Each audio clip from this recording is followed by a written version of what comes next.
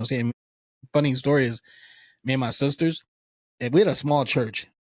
It's like let me paint this picture for you guys. Like couple pews or like Oh, like it was in the living room of a pastor's house. You know what I'm saying? Saying like we had folding chairs, like up there, like it was like 9 or 10 members of the church. My wow, mom got yeah. 5 kids, so half of that was us. You know what I'm saying? So, and the thing is, we were I think like one of the few kids in the church. You know what I'm saying? So we were the choir. And my 4 sisters, we were the choir of a church. You know what I'm saying? And like we used to travel to all the churches and sing for the people. You know what I'm saying? Like we're like it was crazy. No, I cannot sing now, but like you had that little voice. You know what I'm saying? The little beautiful voice when you were a child, a little kid. Yeah, I was that.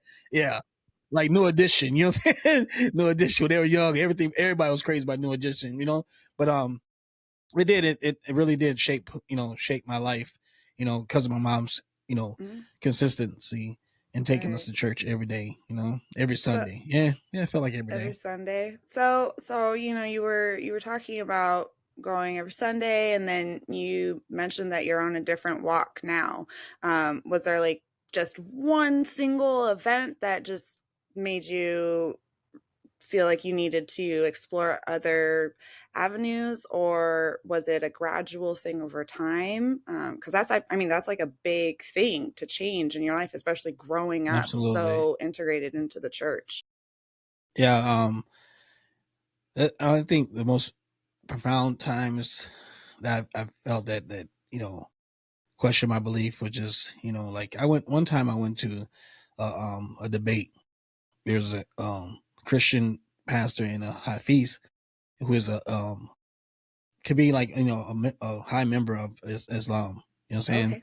And they would do these debates. You know what I'm saying? And we would go and well, not my parents, not me. You know what I'm saying? Just me. When I Yeah. got a little older, I used to go to. I was like I said, I used to dibble into different religions. Right. Just trying to find the right fit for me. You know, so I went to one of these debates, and I remember the question was to the Christian: did God die on the cross as man, or did God die on the cross as God? Oh, And I was like, wow. And then the response was that, you know, he died on the cross as man, right? And right. I was like, well, and then he elaborated on that. He's like, no one can kill God. But if Jesus and God is the same person, right? Then how do you separate the two? And it was like what Jesus said on the cross, Abba, Father, why have you forsaken me?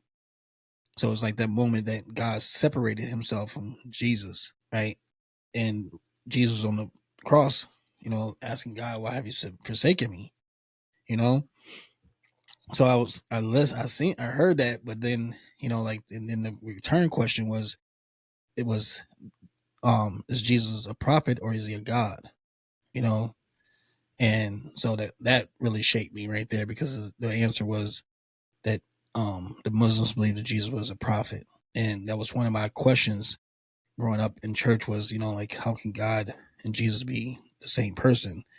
And, that it made sense to me. Like the Father, Son, and Holy Ghost never made sense to me because like it's like the egg, you got the shell, then you got the yolk, and you get the you got the Right. the egg you eat part, and it's all separated, right? Like you can separate that. Is it the egg or is it all in one? So like I always Right. had questions